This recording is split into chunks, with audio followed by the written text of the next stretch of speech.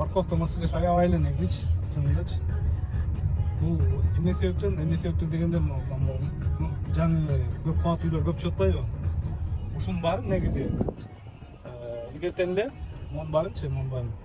негизи илгертен эле жанагы жылмайчтар бизде 50ден ашык жылмайч бар го, ошолорго сатып бизнес кылбастан ошол жактарды чоң жолдору менен милиция участок, мектептер менен, бала бакчалары менен, мамлекеттикчи больница, пожарный станция бүт барын ошолорду ойлоштуруп, кенен жолдору менен, кенен парковкалар менен ошол жактарга салыш керек эле да.